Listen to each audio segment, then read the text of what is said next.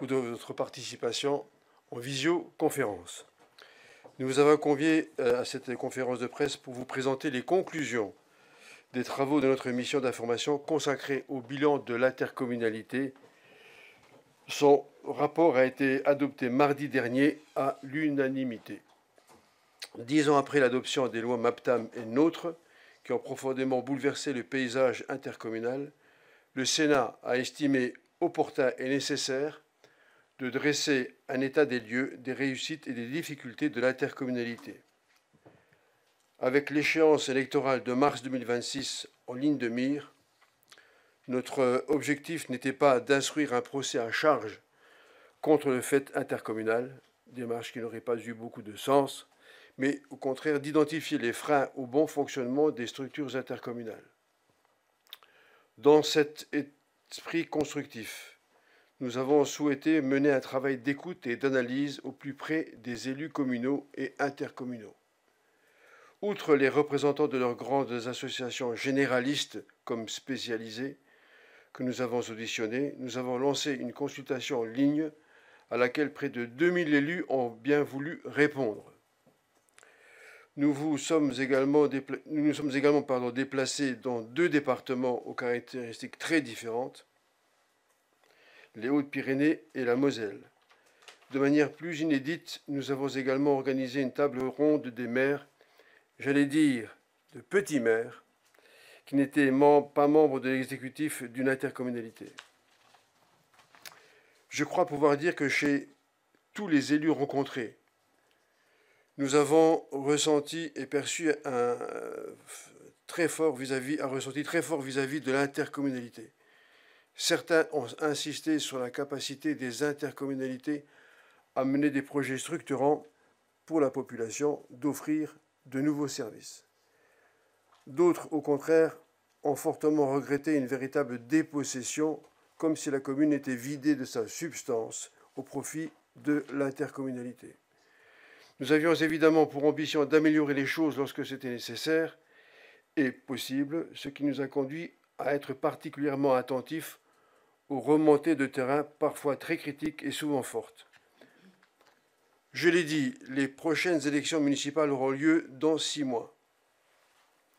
Nous formulons aujourd'hui 20 propositions, 20 recommandations, en espérant que les futurs élus qui le souhaitent seront ou voudront s'en saisir, en tout cas pour celles qui sont applicables immédiatement.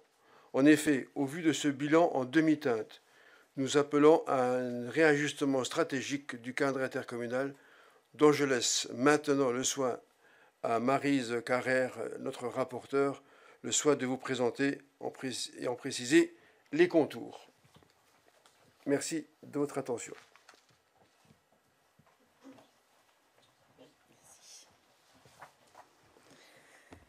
Bien, bonjour à tous et merci de votre présence nombreuse ce matin pour ce rapport qui nous a occupés pendant ces 6 derniers mois.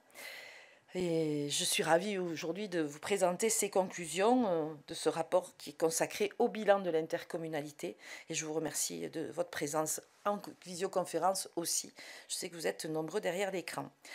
Comme vient de le rappeler à l'instant le président Jean-Marie Mison, notre objectif au cours des 6 mois de travaux que nous avons conduits était d'identifier les freins au bon fonctionnement des intercommunalités pour proposer des pistes d'évolution dans un esprit constructif, sans instruire de procès à charge. Les nombreuses auditions que nous avons conduites et les déplacements effectués nous ont permis d'identifier un certain nombre de difficultés au sein des intercommunalités. En premier lieu, les lois dites MAPTAM et NOTRe ont posé le principe de couverture intégrale du territoire par des intercommunalités, afin de remédier à l'émiettement communal français. En rendant obligatoire l'adhésion des communes à un EPCI à fiscalité propre et en dotant les préfets de pouvoirs dérogatoires leur permettant de constituer des EPCI à fiscalité propre sans l'accord de l'ensemble des communes concernées, ces 2 lois ont ainsi pu conduire à des regroupements forcés, ce qui a été mal vécu par les élus municipaux concernés et a donné lieu à des tensions qui persistent encore parfois aujourd'hui. Et certaines auditions nous l'ont démontré. Ces deux lois ont également favorisé la constitution d'intercommunalités de taille XXL, ce qui a aussi généré de la frustration, accompagnée d'un sentiment d'éloignement parmi les élus municipaux, et a du reste provoqué d'importants débats lors de l'examen parlementaire. Enfin, au-delà de la problématique de l'achèvement à marche forcée de la carte intercommunale, nous avons senti au cours des auditions qu'en dépit du bilan globalement positif de l'action intercommunale, certaines intercommunalités connaissent des difficultés de gouvernance et peinent parfois à gérer efficacement les services publics locaux au mieux des besoins des habitants, dont les attentes sont de plus en plus fortes. Au terme de nos travaux et compte tenu des difficultés identifiées, nous avons formulé 20 recommandations qui visent à améliorer le fonctionnement des intercommunalités et qui s'articulent autour de 3 principes directeurs: la souplesse, la concertation et la confiance.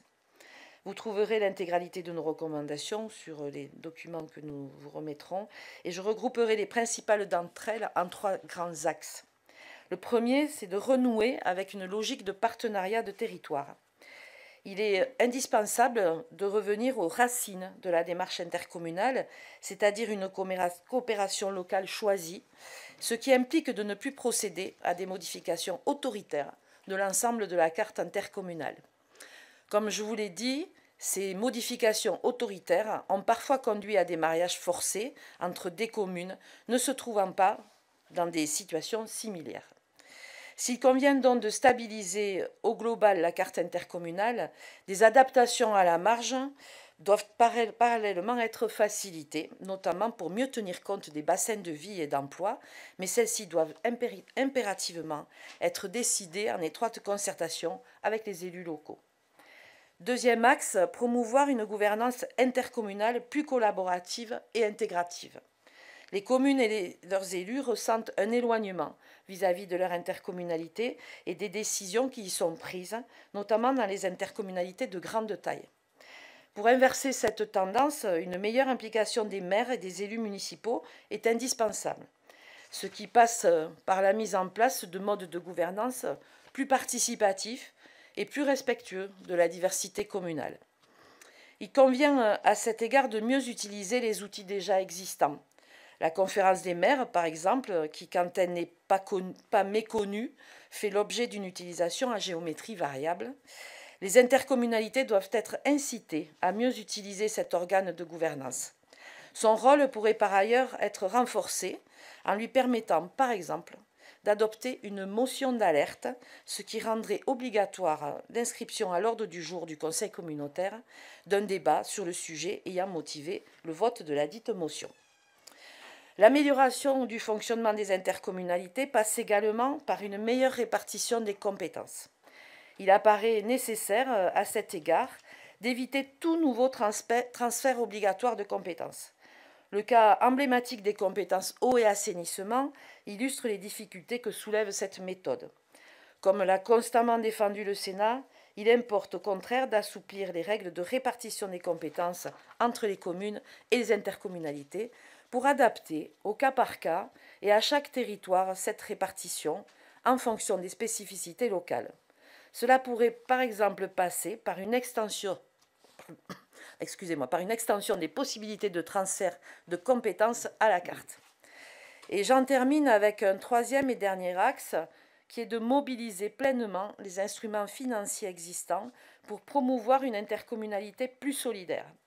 Le sujet de la complexité des relations financières entre les communes et les intercommunalités a souvent été mentionné au cours des travaux de la mission, de même que leur caractère obscur et parfois jugé injuste.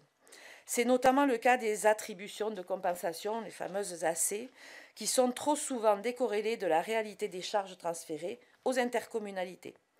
C'est pourquoi la mission recommande l'assouplissement de la révision des attributions de compensation, qui pourrait se faire par un simple vote du Conseil communautaire à la majorité des 2/3, à la stricte condition que la commission locale d'évaluation des charges transférées constate objectivement que ces attributions de compensation sont manifestement inadaptées à la réalité des charges. Afin d'approfondir la solidarité au sein des intercommunalités, il est également proposé de prévoir qu'un débat sur la mise en place d'une dotation de solidarité communautaire se tiennent obligatoirement à chaque début de mandat afin de sensibiliser les nombreux élus à l'enjeu de solidarité et aux instruments qui permettraient de l'atteindre. Aussi, une utilisation plus large des reversements dont bénéficient les EPCI au titre du FPIC doit être encouragée pour promouvoir la solidarité sur le territoire. Enfin, au cours des auditions et tables rondes d'élus, la question des fonds de concours est apparue comme l'une des plus discutées. Parce que l'addition de pauvreté n'a jamais fait naître une richesse. Certaines intercommunalités n'ont tout simplement pas les moyens d'en accorder. Et quand elles le peuvent, il me paraît contraire à l'esprit de solidarité qui doit guider l'action des intercommunalités que les fonds de concours constituent une sorte de droit de tirage. C'est pourquoi je pense qu'elles devraient en user le plus possible en cohérence avec leur projet de territoire. Pour terminer, je souhaiterais aborder le sujet des mutualisations. Il me semble qu'il s'agit là d'un chantier qui doit être poursuivi pour améliorer la qualité des relations entre élus et la qualité du service rendu à nos concitoyens. Le dispositif des services communs, qui représente l'aboutissement du processus de mutualisation, nous semble particulièrement vertueux, tant en termes de solidarité que d'efficacité. Plusieurs de nos interlocuteurs ont par exemple mentionné des services communs pour les fonctions support, les ressources humaines, l'informatique ou les fonctions de secrétariat. Une fonction dont nous savons ici l'importance à l'heure de la disparition des secrétaires de mairie. Avant de répondre à vos questions, je soulignerai que les territoires, ce sont avant tout des hommes et des femmes qui les font vivre, et que pour ce qui nous concerne aujourd'hui, beaucoup en dépend pour le bon ou le moins bon fonctionnement des structures intercommunales. À 6 mois des municipales, il serait illusoire de proposer de rebattre les cartes de l'organisation territoriale. En revanche, cela nous renforce dans l'idée qu'il faut que les élus, et encore plus les nouveaux élus, sachent qu'ils ont à leur disposition un bel outil pour réaliser des projets au service des habitants, l'intercommunalité.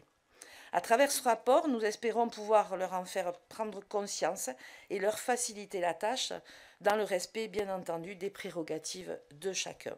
Je vous remercie pour votre attention et nous sommes prêts, avec le Président, à répondre à vos questions.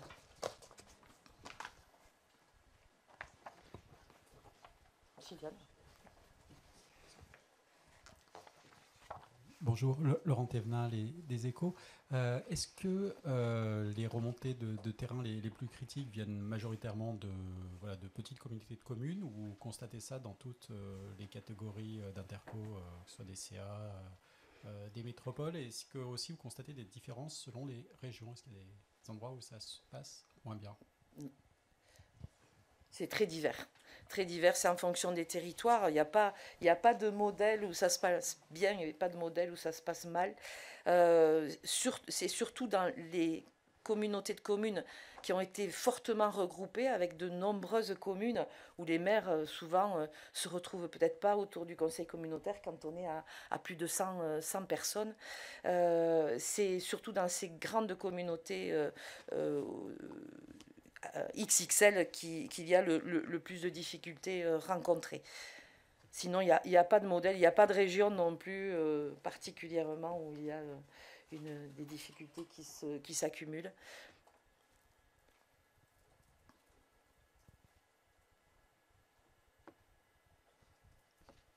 Je voudrais un complément, si tu permets.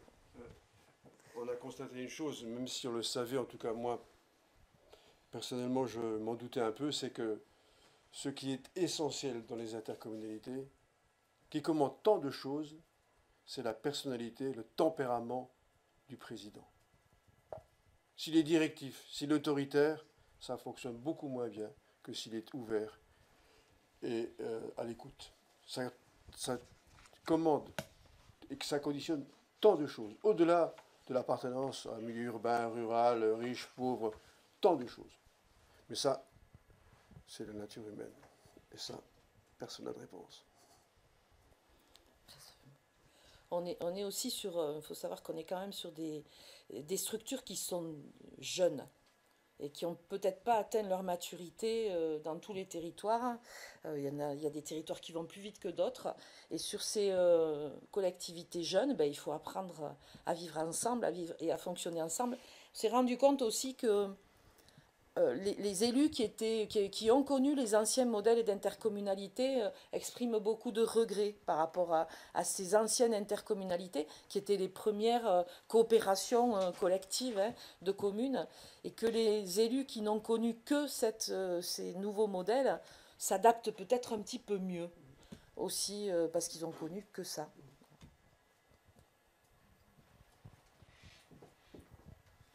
Bonjour, Romain Gaspard de la Gazette des Communes. On parle de nouvel acte de décentralisation. Est-ce que vous voyez déjà, qu'est-ce que vous en pensez? Est-ce que vous voyez des mesures qui pourraient rentrer dans ce cadre-là?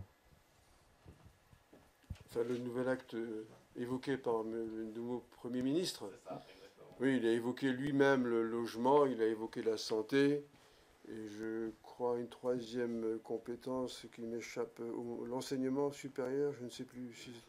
Le tourisme, oui. Le tourisme, c'est particulier parce que c'est éclaté, donc on peut décentraliser plus que ça. Enfin, mais ça ne télescope pas notre rapport. Par rapport à votre rapport, est-ce qu'il y a des mesures que vous pourriez voir dans un nouvel acte de décentralisation, dans vos préconisations? Alors, on est beaucoup plus spécifiquement, c'est plus attaché vraiment au fonctionnement de l'intercommunalité dans ces grandes lignes, pas forcément dans l'intégration d'un schéma territorial. Ce qui est clair aujourd'hui, c'est que les élus demandent aussi de la stabilité. Donc, remettre en question fondamentalement les institutions aujourd'hui, ça risque d'être compliqué, parce que depuis 2015, quand même, on a vécu des big bangs territoriaux qui font que les élus ont besoin aujourd'hui de s'y retrouver et déjà d'appréhender correctement ce qui existe.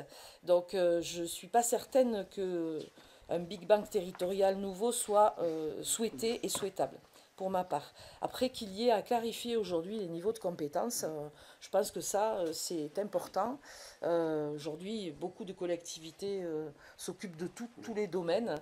Et je pense aussi que la décentralisation devrait aussi s'attacher à avoir un peu plus de différenciation. C'est-à-dire que dans les territoires, tous les territoires sont différents. Les Hautes-Pyrénées sont différentes de la Moselle. Et comme on ait une marge de souplesse pour que les collectivités s'adaptent et s'occupent de ce qui est important pour eux sur chaque territoire. J'ai juste une idée, on parle du tourisme, dans des départements touristiques, que le département puisse continuer à s'occuper du tourisme, ça paraît légitime. Voilà. C'est un exemple parmi tant d'autres. Mais bon, nous ne sommes pas attachés à aller au-delà du fonctionnement des intercommunalités dans ce bilan. Je complète en rappelant que dans le rapport, on précise qu'une compétence n'est pas forcément un tout. Et que dans cette compétence, il peut y avoir des éléments qui ne relèvent d'un autre niveau que celui auquel pense le législateur. Je prends un exemple, ça parle plus que des mots parfois. Imaginons une interco qui prenne la compétence scolaire, construction et entretien des bâtiments scolaires. Changer une ampoule, ce n'est pas stratégique. Parfois, ça va beaucoup plus vite quand c'est la commune qui s'en occupe que quand c'est l'interco qui est parfois distante de cette école de manière conséquente. Donc, il faut permettre aux intercos de s'organiser à travers les compétences qui ont déjà été transférées ou par rapport aux compétences à venir, si tel est le cas, et si ça se confirmait. Voilà, c'est pas tant la nature de la compétence que la manière de l'exercer. Il faut l'exercer au plus près, au mieux des intérêts des habitants. C'est comme pour ça qu'existent les intercos, n'oublions quand même pas. J'ai une question de Clarisse Jay en visio pour AEF Info. Vous évoquez la mutualisation des fonctions support. Les collectivités et leurs agents y sont-ils prêts? Cela suppose de mettre en place des dispositifs et un accompagnement RH. Oui, aujourd'hui, beaucoup de communautés de communes, vu les tailles, vu leur taille, ont dans tous les cas une compétence RH. S'ils n'ont pas tous des directeurs des ressources humaines, ils ont quand même malgré tout en interne des supports qui gèrent souvent beaucoup de personnel. Alors, on a des exemples, on n'a pas creusé le sujet forcément dans ce rapport, mais on a des exemples et c'est quelque chose qui n'a pas semblé poser de problème pour les collectivités, ni pour les agents. Enfin, moi j'ai des exemples sur mon département hein, où la commune centre mutualise ses personnels avec la communauté de communes, ça fait des économies d'échelle, bien entendu, et ça n'a pas l'air de poser de problème, au contraire.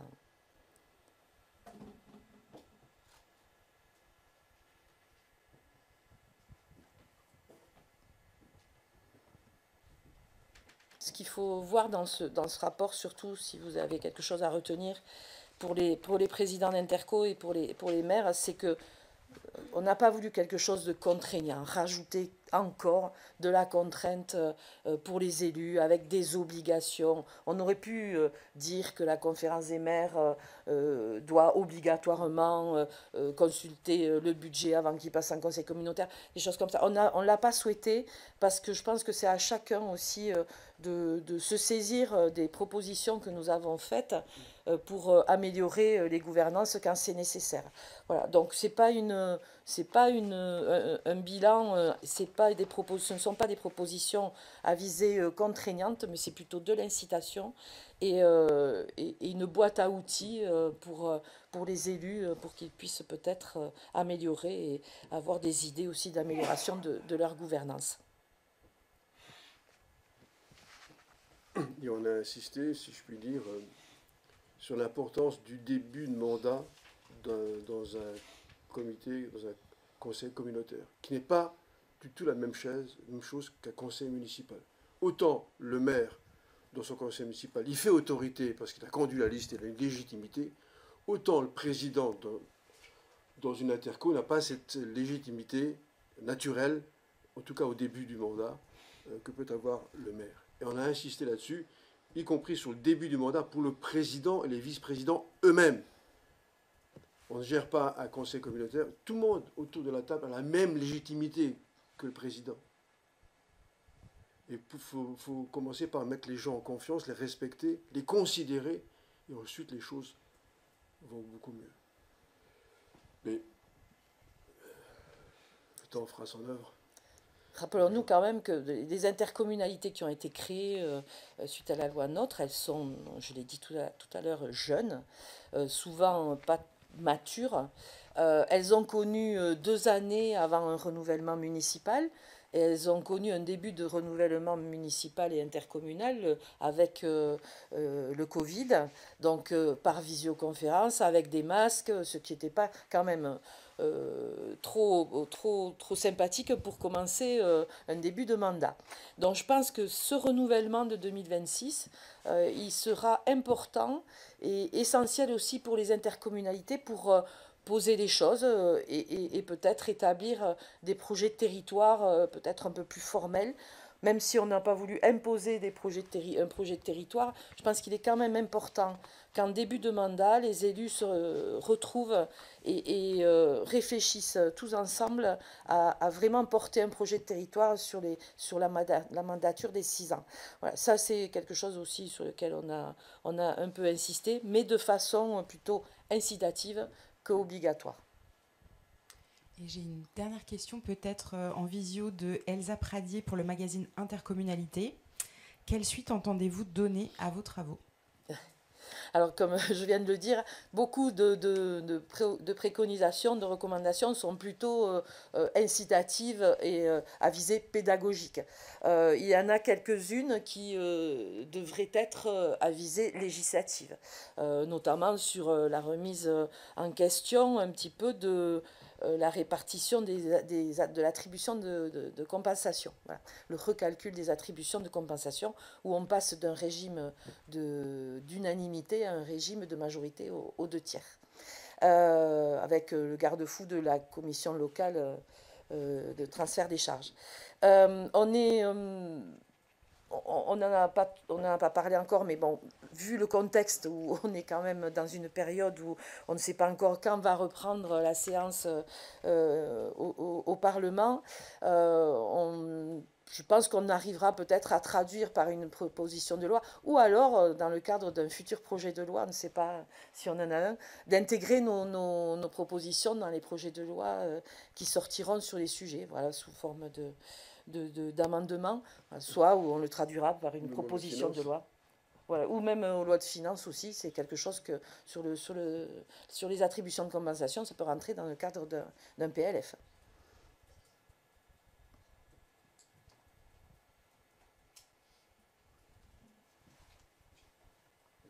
Ça avait l'air clair, donc... Bon, nous étions accompagnés pour cette mission avec Jean-Marie de nos collègues, dont vous en avez un aujourd'hui qui représente l'équipe de la mission, Lucien Stanzione du Vaucluse. J'allais dire le Var, mais non, c'est le Vaucluse. Nous avons eu quand même pas mal d'auditions. Nous sommes attachés à vraiment écouter le terrain. Et on a été, c'est une mission qui a été relativement bien suivie par nos collègues parce que le sujet et l'enjeu est important pour nos territoires. Et vraiment, je les remercie pour leur assiduité. Et nous avons partagé à l'unanimité ce constat et ce rapport mardi dernier, avant-hier. J'insiste juste sur le début de mandat. Comme tu l'as précisé, le projet de territoire, non seulement il fédère les acteurs qui le construisent, mais il permet d'apprendre à se connaître. Dans un conseil communautaire, tout le monde ne se connaît pas. Dans une liste municipale, on se connaît, le chemin faisant, la campagne nous apprend à nous connaître. Mais dans une liste communautaire, ils viennent de toutes les communes. Et cette étape-là, de la construction, de la fabrication, non seulement ça donne du sens à l'action des conseillers communautaires, mais ça leur permet de mieux appréhender les enjeux qui sont devant eux. Et ça, c'est très, très formateur, très, très responsabilisant. Mais ça se fait au début. Et tous ces éléments mis bout à bout les uns et les autres, après les autres, donnent à l'action communautaire une valeur ajoutée, comment dirais-je, très forte. C'est plus facile à dire qu'à faire. Il y a aussi une chose sur laquelle on s'était attaché au début de la mission à essayer d'analyser, mais on s'est rendu compte que ça n'avait pas forcément de sens à l'arrivée, c'est mesurer l'efficacité de l'intercommunalité. Parce que souvent on entend intercommunalité, ça coûte plus cher et ça n'amène pas forcément plus de services. Ça, aujourd'hui, c'est une question qui ne se pose plus parce que c'est une intercommunalité, elle mutualise des services qui n'existaient pas avant à l'échelle d'un territoire plus large. Donc bien sûr, ça coûte plus cher, mais le service rendu à la population, il est plus important. Puis en termes d'investissement, c'est très variable aussi. Il y a des endroits où un de nos déplacements a été sur la ville de Tarbes, par exemple, où nous avons été visiter un outil intercommunautaire qui est une halle de sport où il y a un grand nombre d'équipements sportifs dans une ancienne usine, ça s'appelle l'usine des sports, et où le maire nous a confié que s'il avait dû faire cet équipement à l'échelle de sa commune, il ne l'aurait pas fait. Voilà. Donc on ne peut pas mesurer aujourd'hui ni quantifier, ni apporter une réponse sur le coût de l'intercommunalité. Par contre, on peut mesurer la qualité aujourd'hui des investissements qui sont faits et qui sont aujourd'hui peut-être plus importants et plus efficaces que s'ils étaient faits à des échelles communales.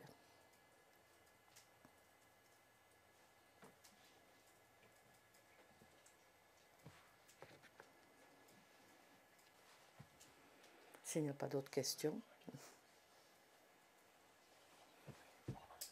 Merci encore à tous. Merci.